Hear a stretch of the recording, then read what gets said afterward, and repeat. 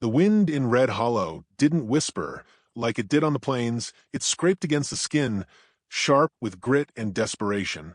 Lena's cracked lips barely moved as she stepped up onto the splintered platform outside the saloon, the boards beneath her feet creaking like old bones. She clutched Micah's hand, small and trembling. He tried to look brave, but his sunken cheeks and the way his knees knocked together in the cold gave him away.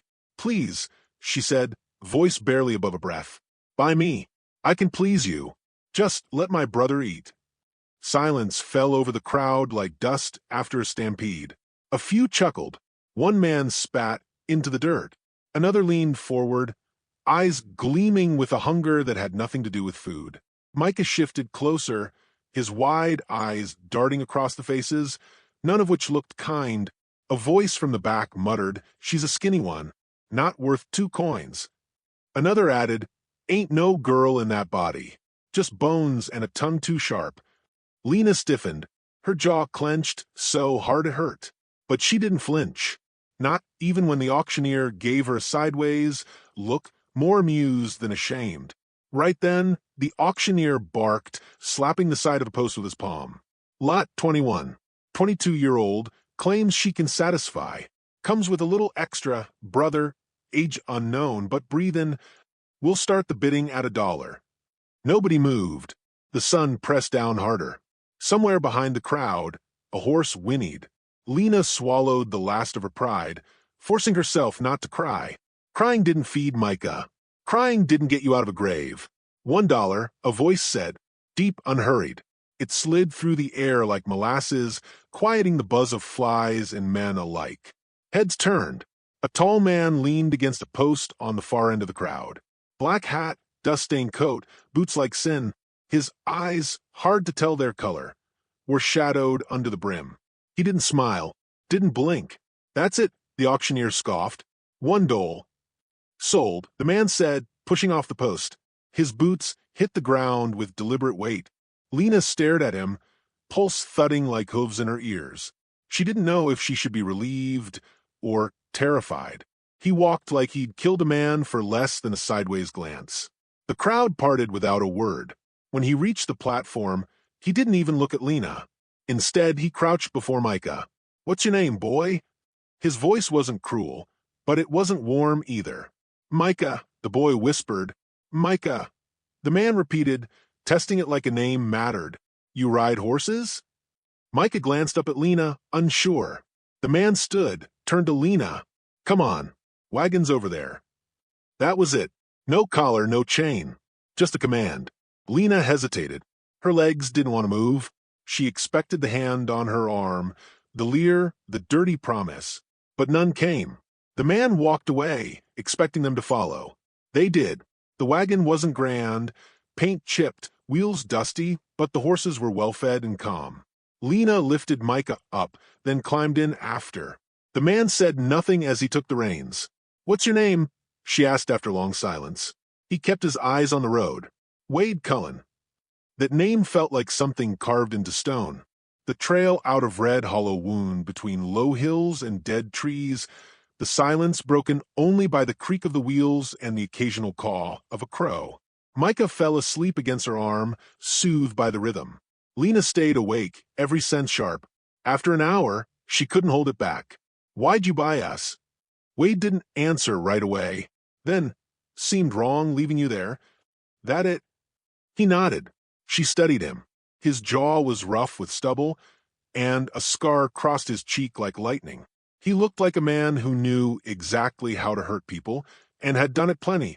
But he hadn't touched her, hadn't even looked at her like the others. Still, kindness came with a cost. "I can work," she said. "Clean. Cook if there's food. I'm not stupid." Wade didn't respond.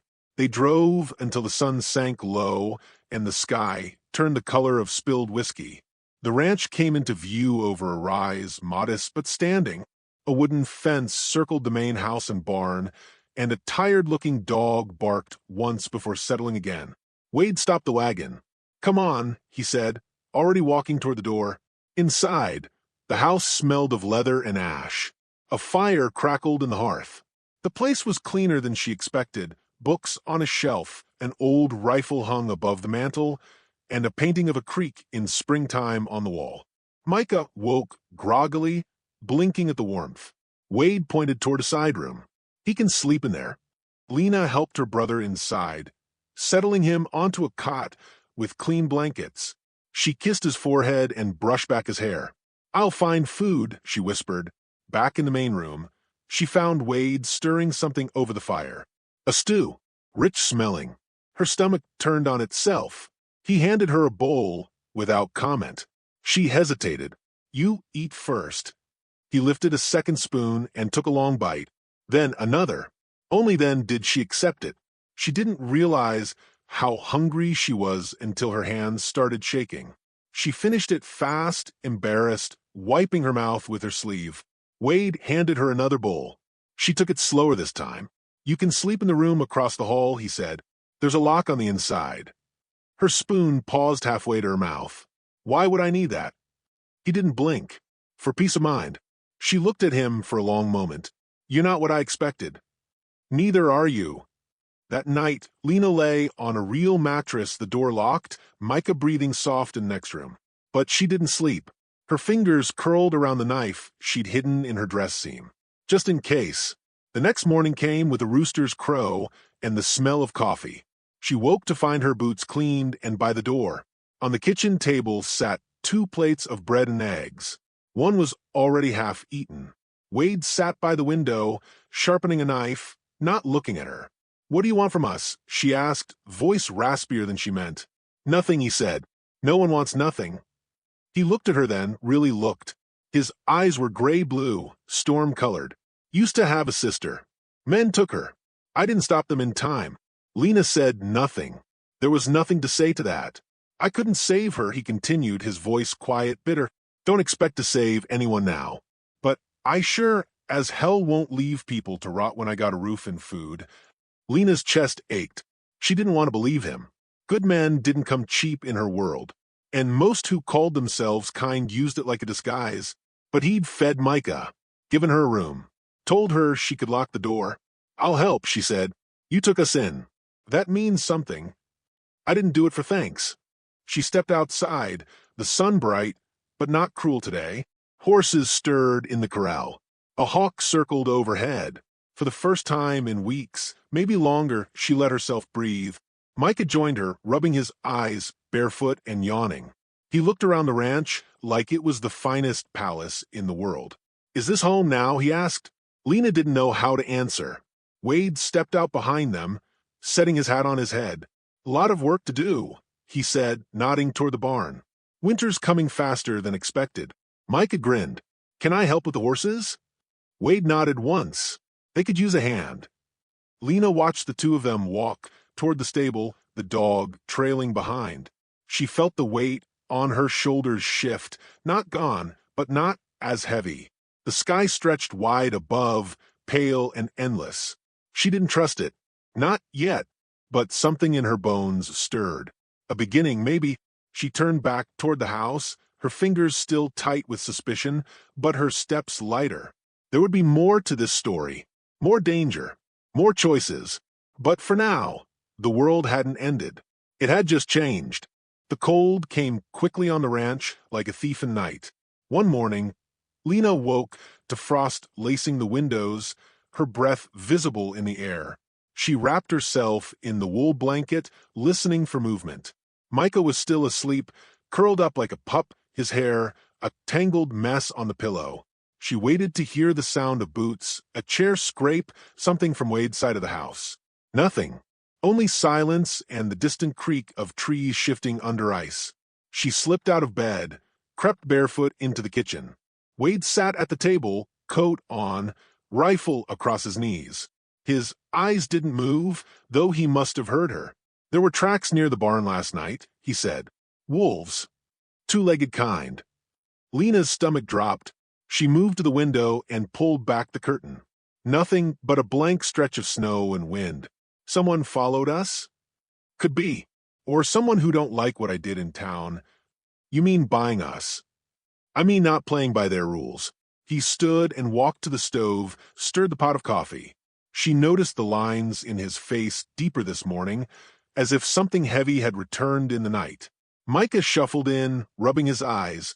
Wade poured him a tin mug of milk and handed it to him without a word. Lena made toast. Her hands worked automatically, but her mind was already drifting toward survival. She didn't know what Wade owed the town or what the town thought he owed them, but she knew what it meant when men started watching you too close. She found him in the barn later, checking the saddle straps. His movements were precise, practiced. He didn't speak until she'd been standing there for a full minute.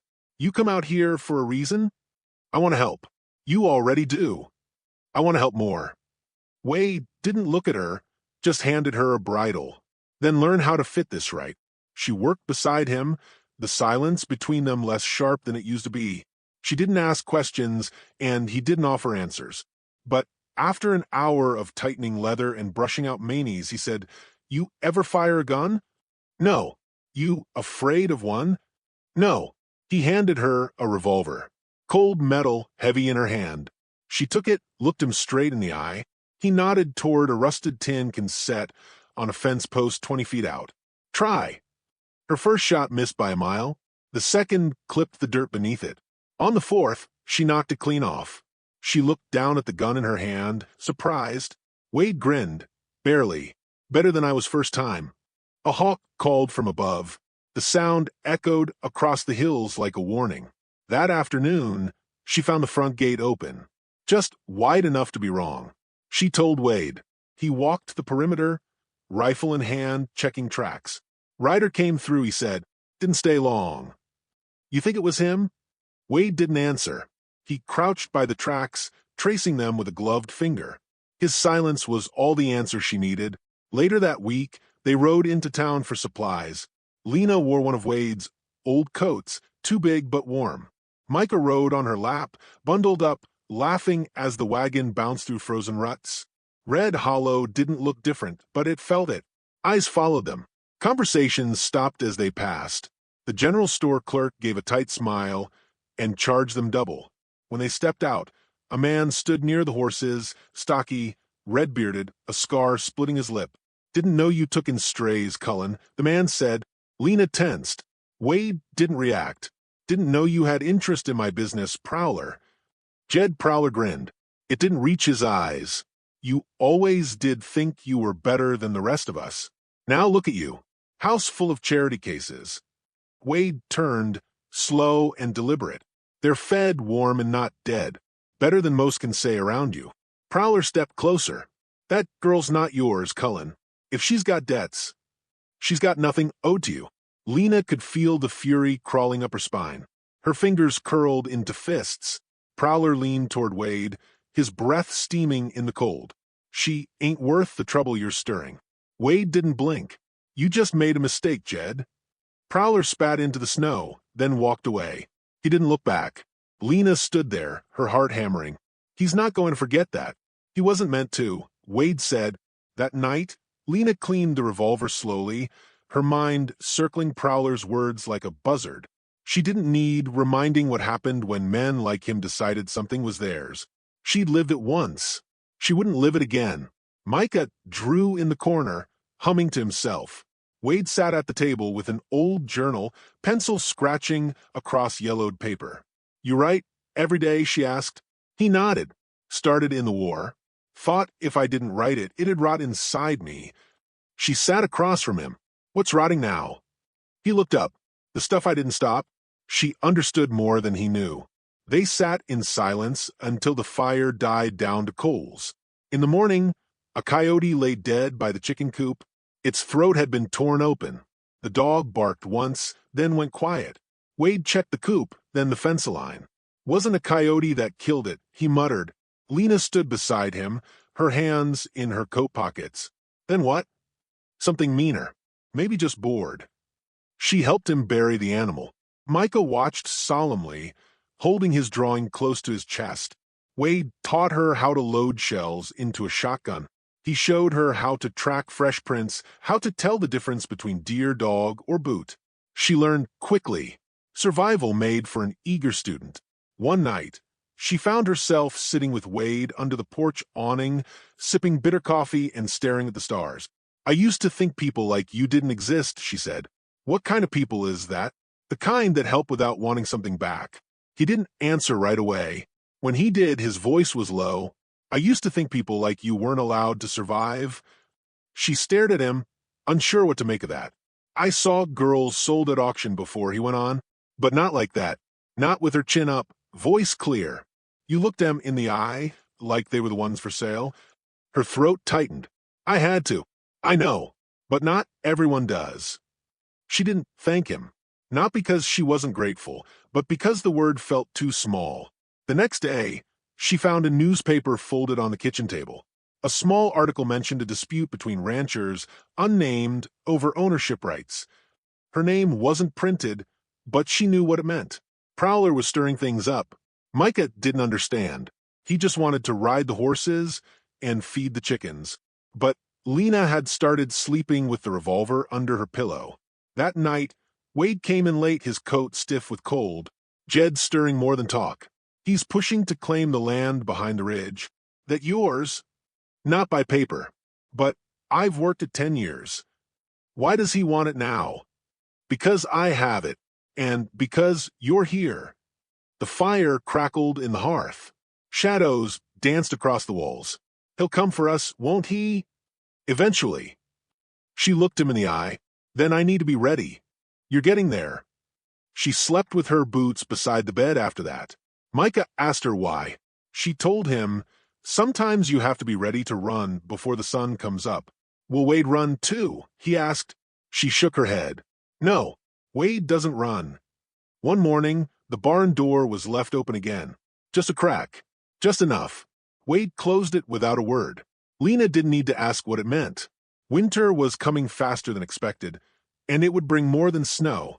The sky cracked with thunder, just as Lena tossed a final bucket of water onto the last smoldering patch of hay. Smoke clung to her skin, stung her eyes, and the barn reeked of soot and scorched wood. What hadn't burned had been trampled. The east wall was a charred skeleton, still steaming. She could hardly breathe. Micah crouched nearby, coughing into his sleeve. His face was streaked with ash, his hair damp with sweat. Wade stood beside the ruined structure, bleeding for his left arm, his shirt torn and blackened where a beam had grazed him. He hadn't made a sound when it fell, had just pulled himself up and kept putting out fire. 3 men had come under cover of night, torches in hand. No warning, no words. Just fire. Lena had woken to the roar and the dogs barking. By the time she and Wade made it outside, the flames were already licking at the rafters. She had fired her first shot then. Knees locked, heart rattling. She hit one man in the leg as he tried to flee. The others vanished into the darkness, but the message had landed. Prowler was done with games. I shouldn't have waited, Wade said, staring at the glowing wreckage. His face was hard, voice low and cracked. I knew he'd come. We're still standing, Lena said, though her voice shook. For now. Wade winced as he pulled his coat tighter over his wound. Lena stepped closer, inspecting it. Blood soaked the cloth, warm and fresh. Let me see it. I've had worse. Don't make me fight you over this. He relented. She helped him inside, sat him at the kitchen table, and unwrapped the soaked sleeve. The gash was long but shallow. She cleaned it with whiskey, ignoring his grunts, and wrapped it with the cleanest cloth she could find. You need stitches. I'll manage. Micah stood nearby, quiet, watching with wide eyes. He held Lena's knife in both hands, blade turned downward. A silent promise. After Wade rested, Lena walked the perimeter, rifle in hand. The snow had melted in patches around the barn from the heat, but just beyond, the frost was untouched. Tracks led out toward the ridge, rushed clumsy. She counted 2 sets, maybe 3. They had been lucky, or perhaps Prowler hadn't wanted blood yet. Just fear. That night they ate in silence. The fire burned low. The walls creaked like they held breath. Wade stared at the flames as if searching for something lost inside them. I knew men like him once, he said finally. They don't want land. They don't want cattle. They want to own the last word. You think he's waiting for something? He's daring me to make the next move. What do you do? He looked at her then. Not with authority. Not with distance. Just a man, tired and outnumbered. I don't know. She studied him. The lines around his eyes, the scar on his cheek, the way he looked older than yesterday. I want to fight, she said. You already are. No, I mean really. Teach me the rest. You want revenge? I want to know we can stop him when the time comes. Wade nodded once. We'll start tomorrow. And they did. At dawn, Lena was already outside, breathing the cold in like it was a challenge. Wade set up cans on fence posts, made her reload with her eyes closed, timed her draws. She practiced until her fingers went numb. By the third day, she hit every target. Micah watched from the porch, clapping every time she struck the mark. Between drills, Wade showed her how to spot traps in footprints, where to set wire, how to move through brush without snapping a single twig. She soaked it in like sunlight. This wasn't survival anymore. It was war. He handed her a rifle on the fourth day. This one belonged to my brother. He died at Antietam. I'll treat it right. I know.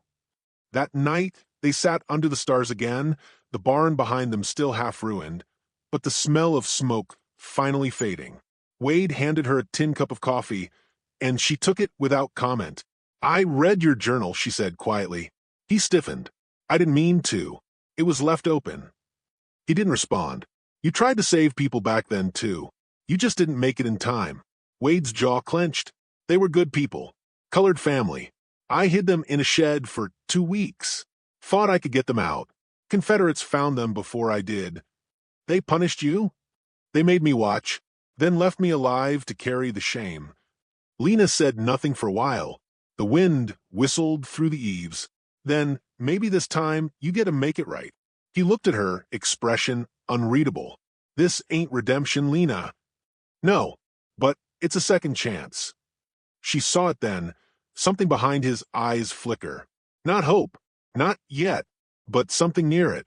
The next evening, they took a ride toward the ridge. The land stretched like a sleeping beast, pale under the fading light. Wade pointed to a bend where the creek cut between 2 hills. Devil's Bluff. That's where he'll come from. Why there? Natural funnel. Only one way in, 2 out.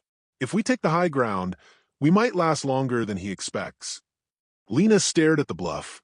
Snow-dusted, silent, cruel. You want to end it there? No one else will stand up to him. Not the sheriff. Not the neighbors. They'll wait until he bleeds this land dry. I'm with you. Wade didn't smile, but he looked at her, long and quiet. Then we go tomorrow. Set traps. Make our stand. Back at the ranch, Micah was packing supplies without being asked. His hands were small but determined. He gave Lena his smooth river rock, the one he'd carried since they left the homestead. For luck, he said. She hugged him, longer than usual. I'll be back, she said. I know. You're the strongest person I know. Lena and Wade left before first light. The wagon was too loud, so they rode separate horses, keeping to the narrow paths along the ridge. Wade laid wire between trees, set nails beneath snowdrifts. Every footstep was measured. Every breath counted. At Devil's Bluff, they found the overlook, sharp rock, clear sight lines. Wade scanned the valley with a spyglass, then nodded. He'll come. He wants me to see it. They built cover with logs and snow. Lena took the right flank. Wade the left. The sun crept higher. Clouds loomed like coiled fists. At noon, hooves echoed in the valley. 3 riders. One in front, red beard glinting in the sun. Prowler. He dismounted slowly, rifle slung over his shoulder. The others stayed mounted, hands near their holsters. Cullen. Prowler's voice rang like a cracked bell. You really gonna die over a whore and a kid? Wade didn't respond, just adjusted his scope. Prowler laughed. She ain't yours, Cullen. Why fight for what you can't keep? Lena's grip tightened on the trigger. She exhaled slowly. Waited. Prowler stepped forward, gun raised. Wade fired. The shot cracked through the air, clean and fast. One of the riders dropped, hoarse shrieking as it bolted. Lena took her shot next, missed the first, nailed the second. The man spun off his saddle, hitting the ground hard. Prowler dove behind a rock, firing wildly. Bullets snapped past her ear, too close. Wade moved down the slope, drawing fire. Lena circled left, came up behind. Prowler didn't hear her until it was too late. He turned, snarling. "You think this ends with me?" he spat. "No," Lena said. "But it starts here." She fired once. He dropped. Wade caught up seconds later. They stood over the body, breath steaming, silence thick. "You sure?" he asked. Lena nodded. "I'm sure." They walked back to their horses as snow began to fall. Wade looked at her. "You didn't hesitate." "I couldn't." He handed her a canteen. "You just close the door. Things won't go back now." She drank. They shouldn't. They rode home in silence, the weight of it all settling behind them like a shadow. Micah met them at the gate, his face pale with worry, then breaking into relief. Wade dismounted, tossing the reins over the post. "It's done." Micah asked. Lena nodded. "Is he gone?" "Yes." Micah hugged her tight. "You came back." "Always," she whispered. As they walked inside, snow covering their tracks, Lena looked over her shoulder one last time. Prowler was gone. But her story wasn't over. Not yet. The sky hung heavy over Red Hollow, the color of old bruises. The wind carried a dry bite, the kind that scraped the lungs raw and promised no mercy. Wade stood on the porch with his coat collar turned up, eyes fixed on the horizon. Beside him, Lena tightened the buckle on her holster, her fingers steady, her breath calm. The snowfall had left a thin crust of white over the ranch, but the blood they both expected wouldn't freeze. Inside, Micah stood at the window, watching them like a child trying to memorize the shapes of giants. His drawing book lay forgotten on the floor. He clutched the river stone in his palm, the one he'd given to Lena and she had returned that morning, pressing it into his hand with a soft, unreadable smile. "You stay inside. Lock the door. Don't come out unless I come get you," Lena had told him. He had nodded, too old for his age and still too young for what the day would hold. The plan was simple. Hold the line. Make the land bleed before they did. Wade's traps had been reset. The high ground still favored them. But this wasn't a test of tactics anymore. It was a reckoning. "There'll be more than last time," Wade said without turning. "I hope so," Lena replied. "I'm tired of waiting." He gave her a look, half respect, half warning, but didn't argue. They mounted without ceremony, cutting across the frozen field toward Devil's Bluff. The horses moved fast despite the terrain, hooves silent on the snow. Overhead, crows circled, sensing what was coming. At the bluff, Wade dismounted and tethered his horse behind a cluster of rocks. Lena followed suit. They moved quickly, falling into rhythm like old dance partners who knew every beat. The cliff offered sightlines down the valley. Nothing moved yet, but they both knew it wouldn't be long. Wade took his position behind a ridge of rock and set his rifle in place. Lena crouched nearby, with the revolver resting across her knee, eyes scanning the far hills. She could feel the tension in her bones, coiled and sharp. "You ever think about leaving?" she asked. Wade raised an eyebrow. "Before or after they burn the place down?" "After. Once it's done. I've left enough places already. None of them ever felt like staying." She nodded, biting back the words that wanted to come. She didn't want to admit it, but the land had grown into her. It had wrapped around her heart like a vine, cold, unforgiving, and utterly alive. Wade glanced at her. "What about you?" "I used to dream about getting out. Now I dream about making it safe. That's how you know it's home." Hooves broke the silence. Not one set. Many. Wade lifted his scope. 7 riders. Maybe 8. Prowler's cousins, hired guns. All armed. "They bring fire? They bring steel." Lena steadied her breath. "Don't fire till I say." She nodded. The riders moved in like they owned the world, confident, loud, not bothering with stealth. One of them had a flag tied to his saddle, a red scrap of cloth that flapped like defiance. At the front was a man Lena didn't know, broad-shouldered, with a scar that split his mouth in 2. He was talking, but they were too far to hear. Wade watched them through the scope. "They're splitting. 4 left, 3 right. Classic pincer. Means they think we're amateurs. We'll let them believe it." Wade triggered the first trap as one of the left riders crossed a tree line. A wire snapped a sharp bang, and a horse screamed as it crumpled. Its rider hit the snow with a thud. The others cursed and scattered. Lena sighted the man scrambling up from the snow. She pulled the trigger. He dropped.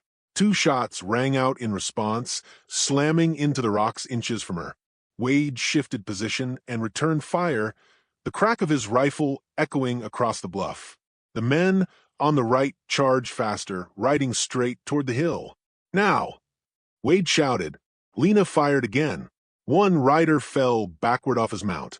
Another ducked and kept coming. She rolled left, drew a second revolver, and fired 3 times. 2 of the shots missed. The third struck the rider's shoulder. He wheeled away, cursing. Gunfire filled the air. Wade's rifle barked again. 1 more man dropped, but the others were closing in. A bullet grazed Lena's leg.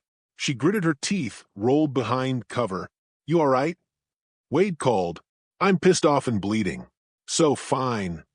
One of the riders had dismounted and was making his way up the left side on foot. Wade saw him too late.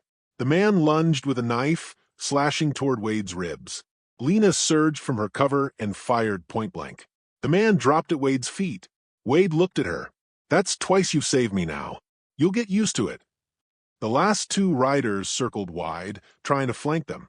Wade and Lena split, drawing them apart. A shot rang out. Wade staggered. Lena whipped around, heart in her throat. Wade was still upright, but blood darkened his coat. He shouted, "Keep going." She turned back just as one of the remaining men raised his pistol. Before he could fire, she threw herself forward, tackled him off his horse. They hit the ground hard. He scrambled, reaching for his weapon, but she kicked it away, grabbed a rock, and struck. And struck again. He stopped moving. She staggered to her feet, hands shaking, not from fear, but fury. The last rider, seeing the rest down, turned and fled. Lena raised her revolver and fired. The man fell from his saddle, lifeless. Silence fell over the bluff. Smoke curled from Wade's rifle barrel. Snow stained red in long streaks. The air felt colder now, touched by death. Wade leaned against a rock, breathing hard, clutching aside. She rushed to him. "You're hit." "Just a scratch." "You're a terrible liar." "I prefer hopeful." They both laughed, tired, ragged. Wade slumped down slowly. "How's Micah?" "He's safe. That's all that matters." They sat together for a long moment, catching their breath, watching the sky begin to clear. The clouds broke apart, letting in slivers of sunlight. "You know," Wade said, "you didn't have to stay." "I know," she replied. He looked at her with something more than gratitude. Not romance. Not yet, but the bond of shared bloodshed, forged in fire and frost. "You could run this place someday." "I already do." Wade chuckled, wincing. "Fair enough." They gathered the weapons of the fallen, dragging bodies to one side, covering them with tarps they'd packed in the saddlebags. It wasn't mercy, it was finality. By the time they rode back, Micah was waiting at the gate, eyes wide. He ran to Lena and hugged her fiercely. She knelt, hugging him back with a quiet sob in her throat. "Is it over?" he whispered. "Yes," she said. "It's over." Wade dismounted slowly. Lena helped him to the porch. The sun lit the valley with a pale gold, the snow sparkling like nothing had ever died here. But they had, and she'd been the one to make it happen.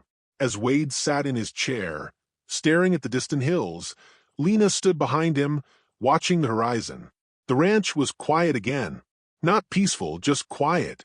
Wade looked up at her. "You changed everything, you know." She shrugged. "You gave me the space to." He smiled faintly. "So what now?" She looked out over the land, scarred, scorched, still standing. "Now," she said, "we rebuild." He nodded, and for the first time since the day he bought her freedom with a single dollar, Wade Cullen leaned back, closed his eyes, and let the weight fall away. Lena stood beside him, watchful, unbroken, no longer afraid of what came next.